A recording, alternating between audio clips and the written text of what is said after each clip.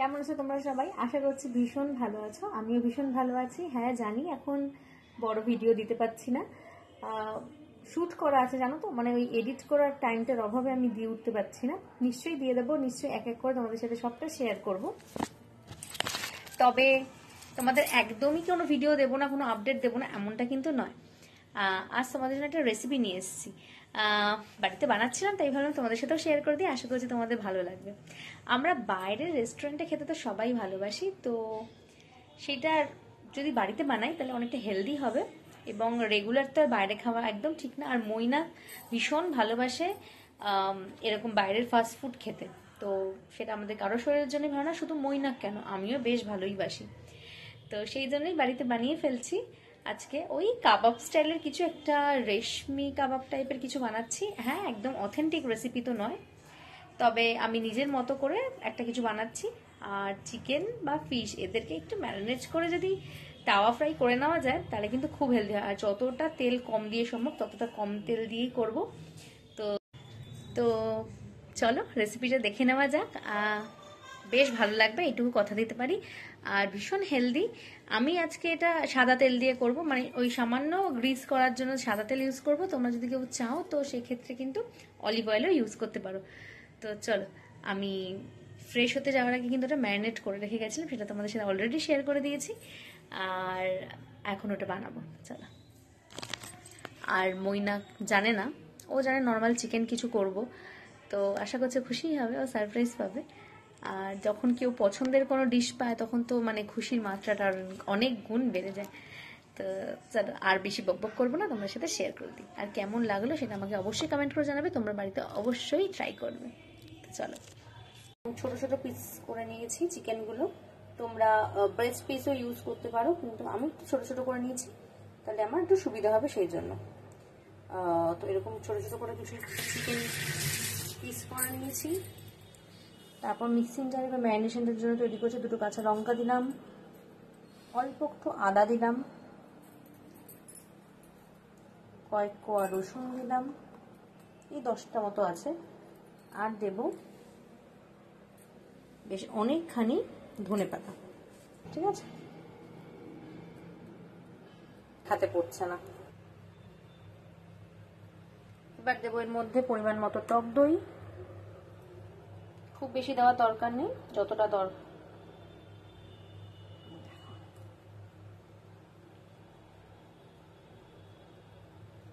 Table স্পুনে 3 table spoon দিলাম। Crush করে নিয়েছি সেটা দিলাম।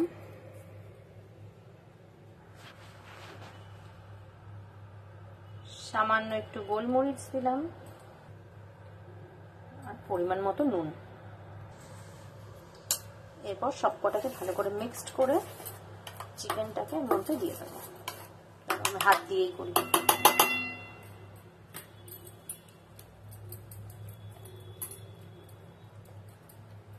এখন এটা দেখতে কি সুন্দর লাগছে না? মিক্সড হয়ে গেছে। ম্যারিনেশনটা দিয়ে দারুণ সুন্দর গন্ধও বেরোচ্ছে। এর মধ্যে চিকেনগুলো দিয়ে দিচ্ছি।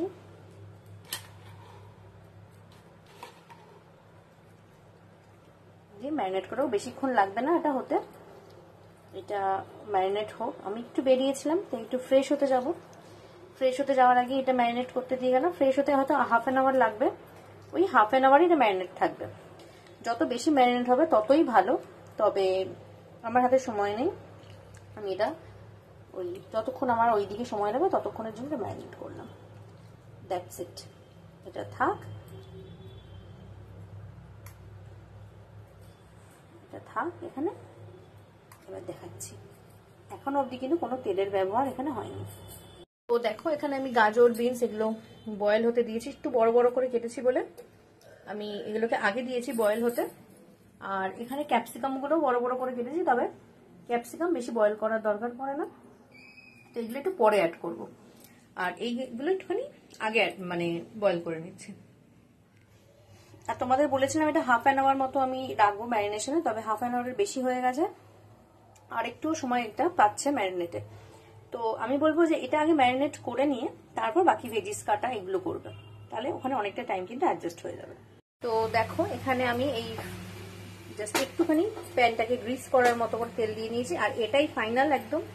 ভেজিটেবলটা এর মধ্যে কুক করে নিয়ে তার মধ্যেই কিন্তু আমি চিকেনগুলো করবো, তো একবারই সব তেলটা দেওয়া, আর দেবো না। আর এখানে হচ্ছে আমি এরকম এরকম করে কিউব করে, যেমন আমরা চিলি চিকেনে ইউজ করি ওরকম কিউব করে করে আমি পেঁয়াজগুলো কেটে নিয়েছি। তো সবার প্রথম যেটা দেবো সেটা হচ্ছে এই ভেজিটেবলগুলো আগে দিয়ে দিলাম, তারপর আমি এই পেঁয়াজগুলো দেবো, মোটামুটি সব একসাথেই দিয়ে দিচ্ছি, আলাদা আলাদা করে কিছু করছি না, কারণ কিছু ওভারকুক কিন্তু করবো না। আর এখানে অল্প কিছু রসুন আমি রেখেছি, সেগুলো গ্রেটার দিয়ে গ্রেট করে দিয়ে দেবো। তো দিয়ে দেখা হচ্ছে। তো দেখো রসুনগুলো গ্রেট করে দিয়ে দিয়েছি, আর দিচ্ছি সামান্য একটু অরিগানো। আমার খুব ভালো লাগে, আমাদের সবারই এই ফ্লেভারটা, তো সামান্য একটু অরিগানো দিচ্ছি, খুবই সামান্য। আর এটা কিন্তু তেলের জায়গায় বাটার দিয়ে করলে খেতে বেশি ভালো লাগে। দিচ্ছি সল্ট, আর দিচ্ছি সামান্য একটু ব্ল্যাক পেপার, বাস আর কিচ্ছু না। আর এটা কিন্তু একদম মাঝারি আঁচেই রেখেছি, একটু আর বাড়াইনি, হালকা একটু টস করেই নামিয়ে দেবো, কোনো ওভারকুক কিন্তু হবে না এটা, কারণ তাহলে আর হেলদি থাকবে না ব্যাপারটা। একটু জাস্ট নাড়াচাড়া করে আমি এগুলোকে নামিয়ে দেবো। পেঁয়াজের কালারটা হালকা একটু চেঞ্জ হলে হয়ে যাবে। তারপর আমি চিকেনটা বসাবো একই প্যানের মধ্যে। চলো করে নিই আগে। হ্যাঁ, আমাদের যেটা বললাম একই কড়াইতে করব, তো ওটা সতে করার পর একদমই তেল ছিল না, তো সেই জন্য জাস্ট একটুখানি তেল দিয়েছি, দেখতেই পাচ্ছ, মানে সব জায়গাতে নেই, যা আছে তাতেই হবে। দিয়ে এবারে ম্যারিনেটেড চিকেনগুলো এক এক করে আমি সাজিয়ে দেবো, আর একটু ফ্ল্যাট করে করে পাতিয়ে দেবো, যাতে ভালোভাবে ইভেনলি কুক হয়।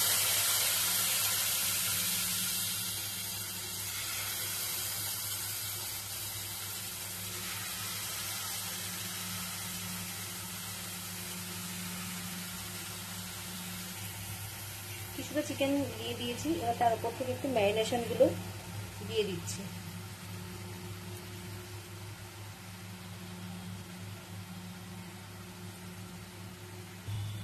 দেখো দিয়ে দিয়েছি, এখান থেকে প্রচুর জল ছাড়ছে, তাতে এটা কিন্তু কুক হয়ে যাবে। এবার ঢাকা দিয়ে দেবো এটা, আর একদম ধিমে আঁচে এটা হবে। তো চলো 5 মিনিট মতো হয়েছে, এবার একবার এগুলোকে উল্টে দিই। কিছুই এখনো হয়নি, ওই হারিয়ালি কাবাবের মতো রং এসছে, যাকে বেশ সুন্দর দেখতে হয়েছে। সেদ্ধ হয়ে গেলে তারপর আমি এগুলোকে একটু জোর বাড়িয়ে একটু কড়া করে নেব।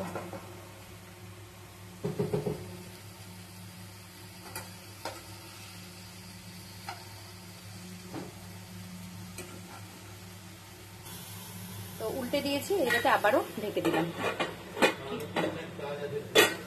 কিছুক্ষণ হোক, তারপর জোর বাড়িয়ে কড়া করে নেব। এই হচ্ছে ফুল প্লেটটা, এটা অসাধারণ খেতে হয়েছে।